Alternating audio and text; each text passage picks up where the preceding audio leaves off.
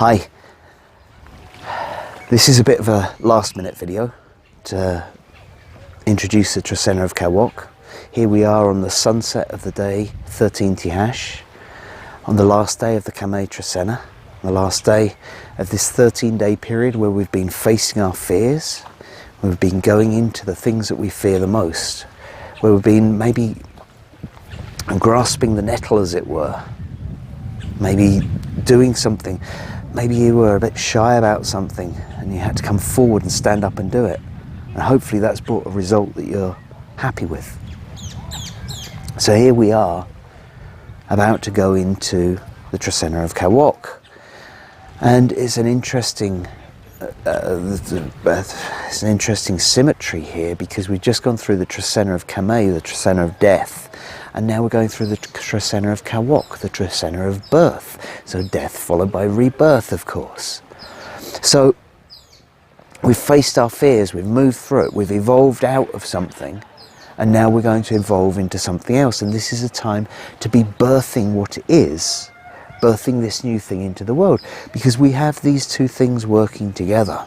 So I'm going to go quickly through the numbers now, through the actual days, and we're going to start off with one Kawok, of course. So one being the birth itself, the birth of something new, novelty, something new happening. So we have the one and Kawok, which is the birth process. So these two things together very much being about bringing something new into the world, bringing a new self into the world. You faced your fears, maybe it knocked you down, here's where you get back up.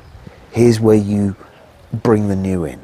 Okay, so one Kawok, this is about a day. You might focus on this whole Trecena, you might focus on this day about bringing the new thing that you're looking for, the new thing that you want to experience, the new thing that you want to bring into your path. This is a time to bring it into the world, to birth it into the world.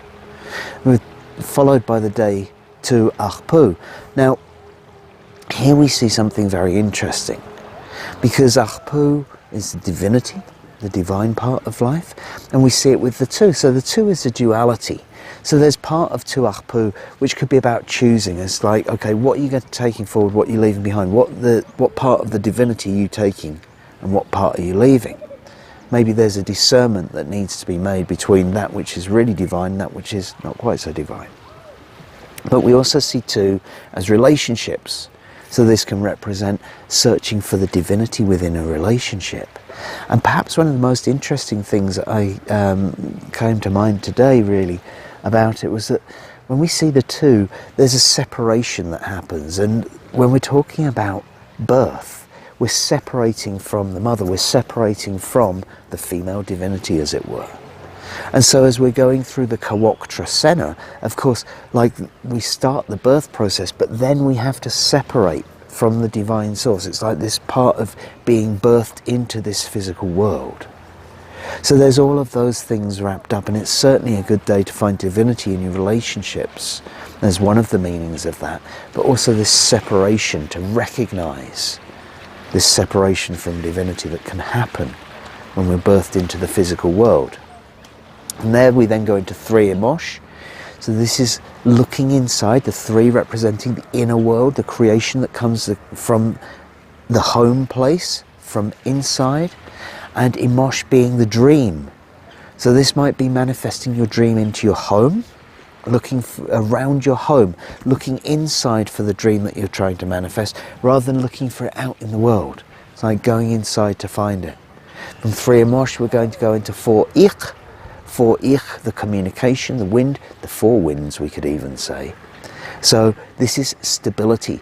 4 Ich is a great day for communication, but very much on the physical level. This might be a mundane communication, something which is important, something that needs to have its strength behind it, because Ich is always going to be strong. And the number 4 being this stability. Can be slightly square sometimes. It doesn't always like reach to the highest heights and this sort of thing, but it's a great day for physical communication. It's a great day to get your point across, particularly over physical material. Very much this world matters. From 4 Ich, we're going to go into 5 Achabal. And 5 Achabal, 5 work, and Achabal, the new dawn, the new concept. So this is kind of like putting your work, putting your effort, putting your energy into bringing your new concept into the world. So we're birthing something, and here we are with this new concept. Maybe it's a new you, maybe it's a new part of your path, this little concept, this new thing that you're bringing into the world. So this is to say, right, okay, it's possible, it can come, but today's a day 5 Akhabal, to put that energy in, to give it your best shot. From 5 Akhabal, we're then going to go into 6 Cat. So, Cat, the net which gathers the abundance, the harvest. So this is filling your net. It's also about family. The number 6 can represent family values. So this is making the harvest on behalf of your family. 6 Cat. It can also be about letting go. Now, we've already seen this, like the tuachpu that I was talking about, the division from the release from the divinity. And 6 Cat can also represent the release of attachment to families. Maybe there's something that needs to be detached. Of course, when a baby is born, it's being released, detached from the cord. The cord is being cut. So we've got that with both family and the release that comes through Cat. But as we see it here, it can be a very, very prosperous day. This is drawing on heaven and earth, bringing it into the material plane in order to fill the net. So this is a rather good day to be working on. Anything that's going to provide sustenance, anything that's going to bring sustenance or benefits into your family, anything that you can harvest now. But at the same time, you might have to let something go in order to make space in the net, in order to fill it up. From 6 Cat, we're then going into 7 Can. So 7 Can, we're looking at the power and the wisdom. And we're looking at it at its pinnacle, at its peak, on top of the pyramid. So once again, it's a death, it's an ending. But it's also kind of like looking at it and saying, right, okay, where am I going to peak power? Where am I taking this wisdom? It's the pinnacle of wisdom. It may be the completion of something that brings wisdom to you. From 7 Can, we go into 8 Kame, the celebration of the ancestors. This I also have seen as a wedding day, because when we're celebrating the ancestors, when we get married, we're combining our DNA, we're taking our lineage forward. But when we get married, all our ancestors get married too. So 8 Kame can be a great wedding day for that reason. But this is really a day of celebration of our ancestors. It's a celebration of all that they've given us. It's a celebration of that whole cycle, the death and rebirth cycle that goes on. From 8 Kame, we're then going to go into 9 Kech. So Kech can be the spiritual leader. It's our connection with the wilderness. It's our connection with the trees. It's our connection with the mountains. And this is where we get the understanding that comes to us from the natural world. The number 9 can represent the divine feminine. It's the number of life. So this is all about the life that comes from the natural world, but there's also something quite special in there. And if we look on Kech as being the spiritual leader and the number 9 being the divine feminine, this is the day of the priestess, as it were.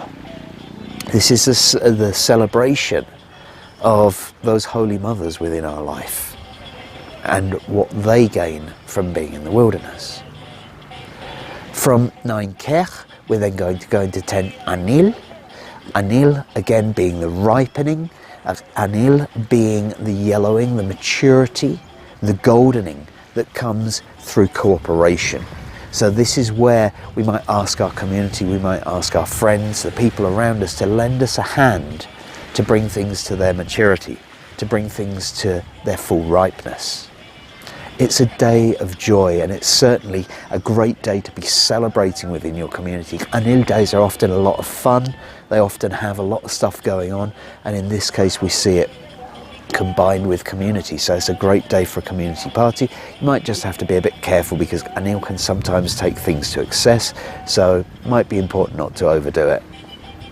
After 10 Anil, we're then going into 11 Toch. After Anil, where we receive, Toch, we give back. And here we're looking at many, many different ways, many directions many things that we can bring in order to give back, to give thanks for what we've received. From 11 Toch, we're then going into 12 Z. So 12 Z, Z being faith and loyalty. In this case, we're talking about the rebirth. So it's kind of like faith and loyalty of what you're bringing into the world. And where is that coming from? Well, the 12 is about bringing together life's experiences. So what we could say with 12Z is that it's using your life experience in order to bring faith in what you're doing now. It's using your life experience, bundling everything together to guide yourself and others. And from 12Z, we're then going to end up in 13 bats. So we have 13, the number of the ancestors, the number of the spirit world, combined with bats, the weaver, the creator, the one which brings beauty into the world. So this is almost like your hand, your art, and your creation being guided by the spirit of the ancestors. You're bringing the beauty of the ancestors into this physical world on the day 13 bats. So there's an overview of the Trecena of Kawok. I hope that you enjoyed it, and I'll see you again in 13 days' time. Thank you.